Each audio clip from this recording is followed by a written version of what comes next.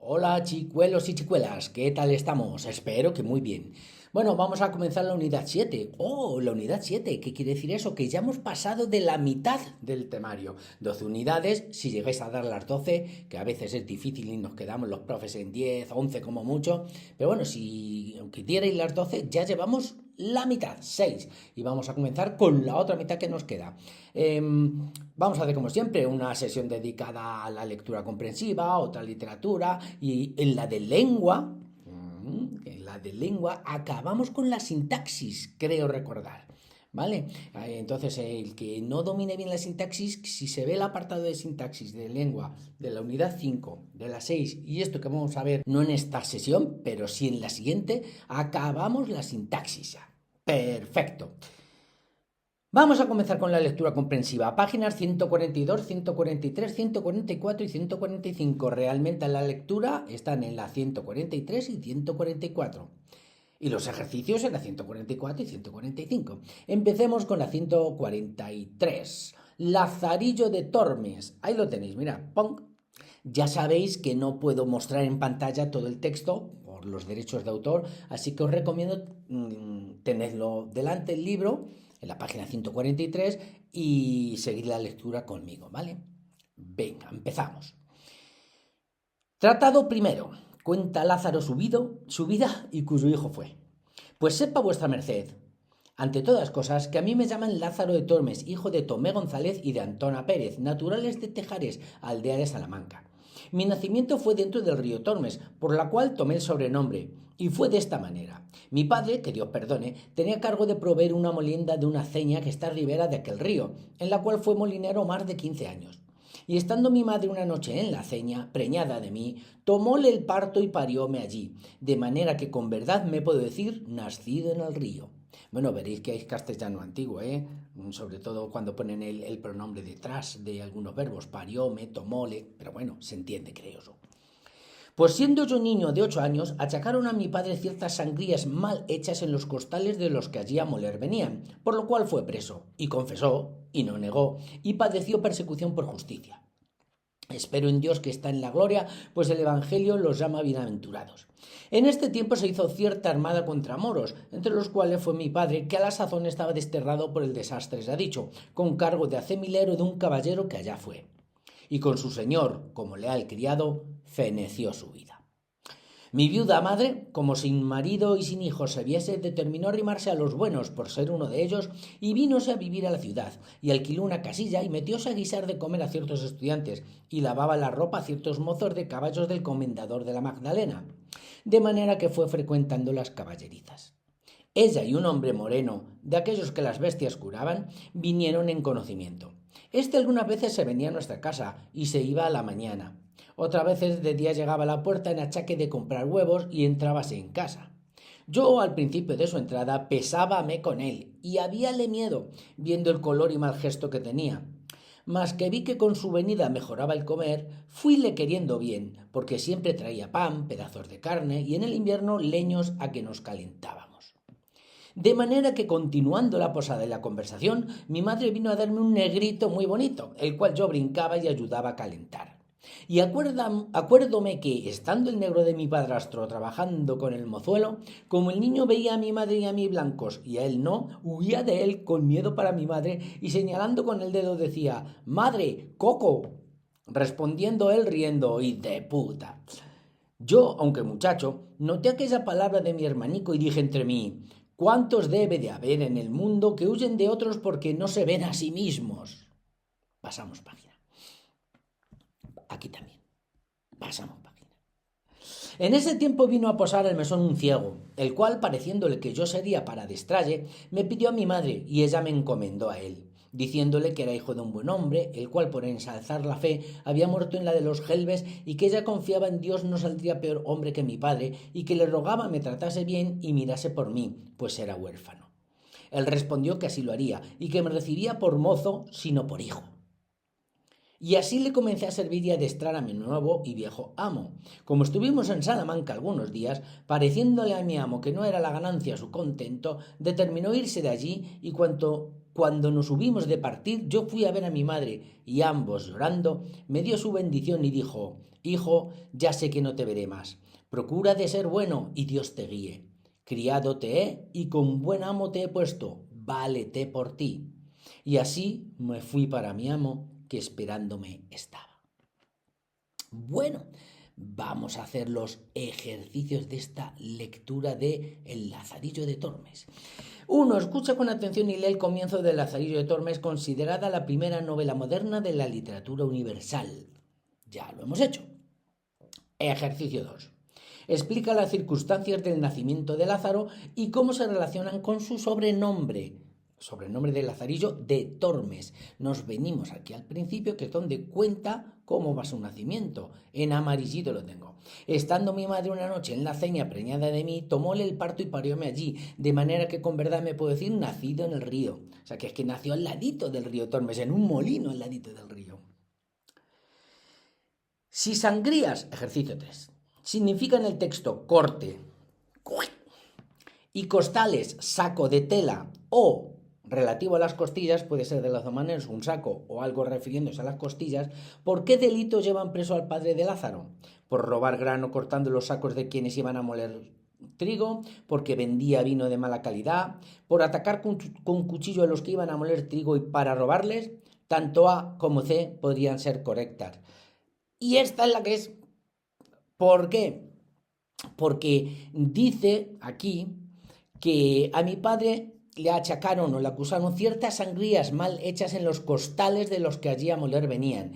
Es decir, ciertas rajas que hizo en los costales. Puede ser tanto costales, tanto en los sacos que llevaban a moler y se quedaba con parte del grano, o un navajazo en las costillas a los que iban a moler para quedarse con el grano. Pueden ser las dos cosas, no lo aclaran bien ahí, ¿vale? Venga, seguimos. Ejercicio 4. Indica si las siguientes afirmaciones son verdaderas o son falsas y justifica en cada caso tu respuesta. El padre de Lázaro logró al final de su vida ser caballero. ¿Qué nos dice aquí? No fue caballero, fue criado de un señor que sí era caballero, pero él no, él fue criado. El texto insinúa que el padre de Lázaro era morisco. El padre, no, el padrastro, el padre murió, ¿no? Pero el padrastro sí que habla de que era un hombre moreno, si se refiere a este, sí, el nuevo padre, vamos, no es padre, padrastro. Era moreno, tenía un hijo, más bien era negro, más que morisco. Lo único que nos dice por aquí es que se fue a luchar contra moros, ¿vale? Se hizo cierta armada contra moros y allí fue su padre y fue donde murió, pero no es que él fuera moro, ¿eh? El padre de Lázaro murió durante una batalla, lo acabamos de decir, que sí, una batalla contra moros, y él con su señor como leal criado feneció, falleció, murió, ¿vale? 5. ¿Qué decide hacer la madre de Lázaro al quedarse viuda? Explica cómo se gana la vida a partir de ese momento. Bueno, pues mi viuda madre, como veis aquí en naranja, como si mi marido y el hijo se viese, ¿qué hizo? Determinó arrimarse a lo bueno y vino a vivir a la ciudad, alquiló una casita, metióse a guisar de comer a los estudiantes, así se ganaba la vida, ¿vale? ¿Por qué cambian los sentimientos de Lázaro hacia su padrastro?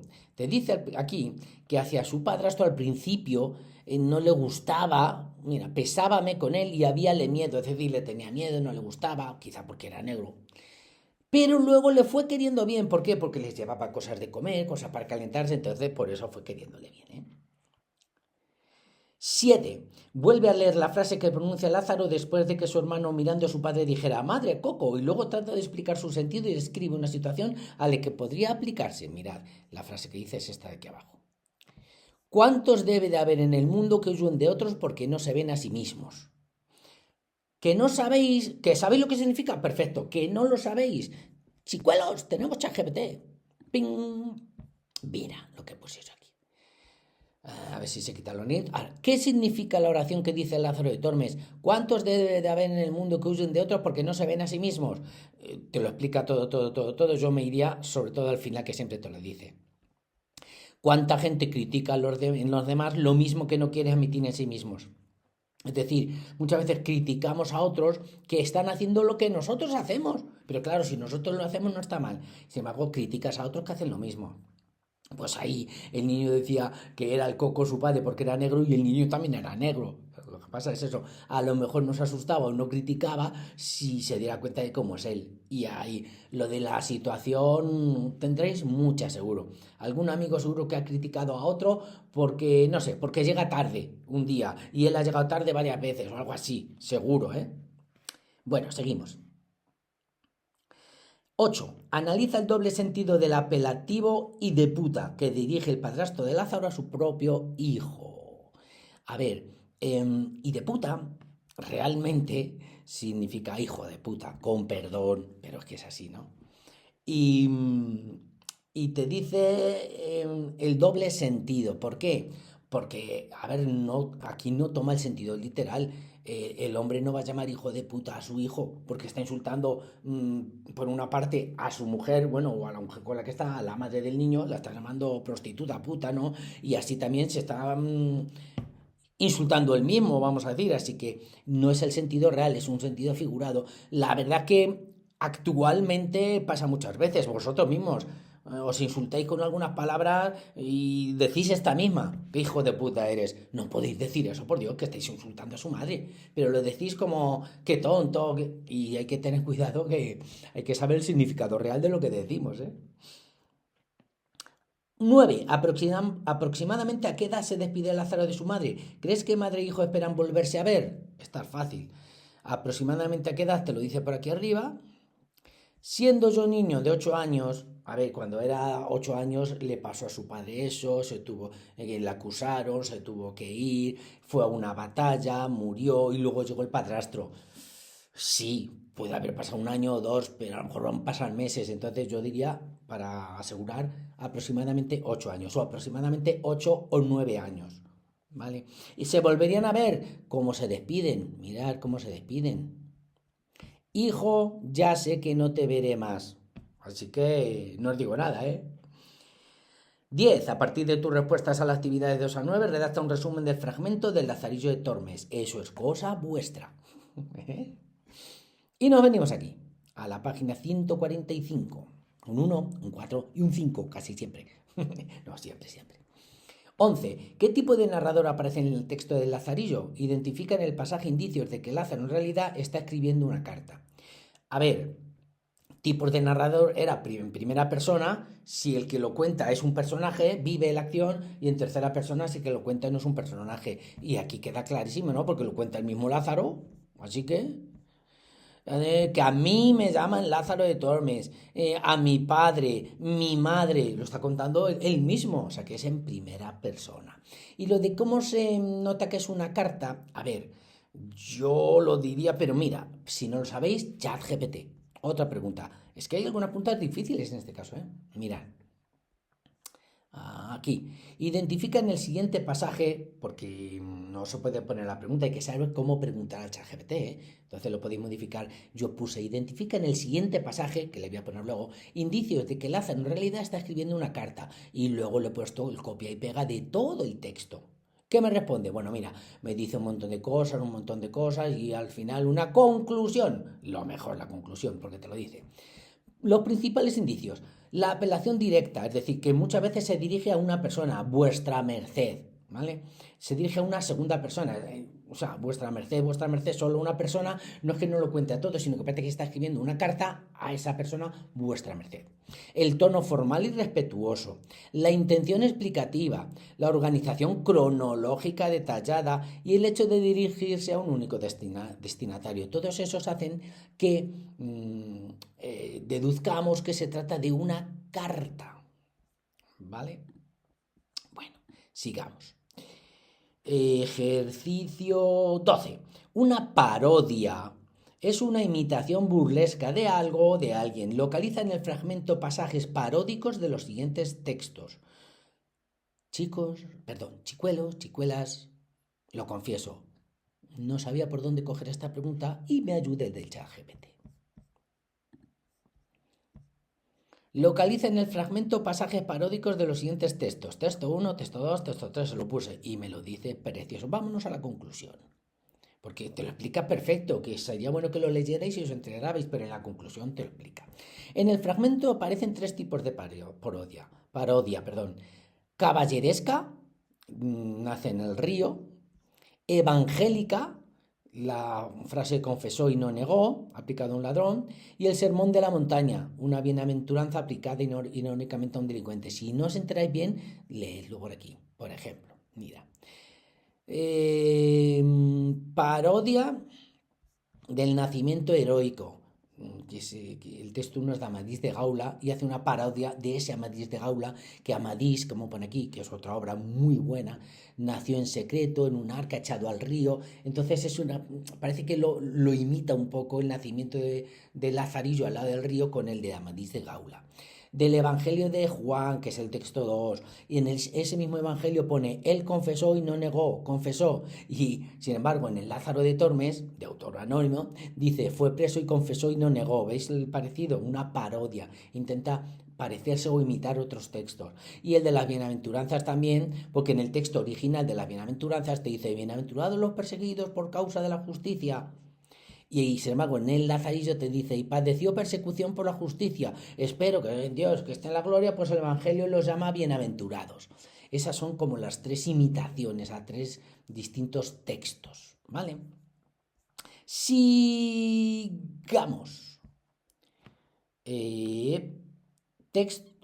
Ejercicio 13. Y así le comencé a servir a mi nuevo y viejo amo. Te dice: explica el sentido de esta frase de Lázaro. ¿Qué recurso estilístico se emplea? Lo primero, ¿qué recurso era el que juntaba dos palabras opuestas? Alto, bajo, cobarde, valiente, o como aquí dice, viejo, nuevo. Antítesis, acordaos, son antítesis cuando pone dos palabras opuestas. ¿Y están bien puestos? Sí, esto no es una contradicción, ¿eh? ¿Por qué? Porque está bien, era de verdad viejo y nuevo. Viejo de edad, nuevo porque era el amo los primeros días, era un nuevo amo que tenía. Vale, por eso no está mal, están bien esas dos, pero es una antítesis. 14. Localiza todas las referencias al lugar y a la época en los que transcurre la acción del Lazarillo y al tiempo interno del relato. Otra ayudita del ChatGPT, venga, otra ayudita, aquí la tenemos, mirad. Localiza todas las referencias al lugar y a la época en los que transcurre la acción y el tiempo interno. Aquí le podía poner lo mismo porque como ya le he puesto el texto anteriormente, pues ya está. Y te lo dice todo, mira, todo, un montón. Conclusión. Al espacio te habla de Salamancas, de Tejares, que era una aldea de Salamanca donde él vivía, del río Tormes, la Aceña, los Gelbes. Los Gelbes es una batalla que se dio. O sea, siempre hace esas referencias a ese espacio, siempre cerca de Salamanca. A la época, la primera mitad del siglo XVI, por esto, por lo de los Gelbes.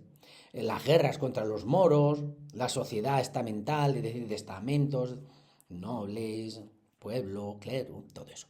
Y sobre el tiempo interno es una narración cronológica, y es verdad, sí, desde que nace, empieza a contar desde que nace, por todos los amos que va pasando y demás. Uso constante de conectores temporales, ¿vale? Eso está muy bien explicado el ChatGPT.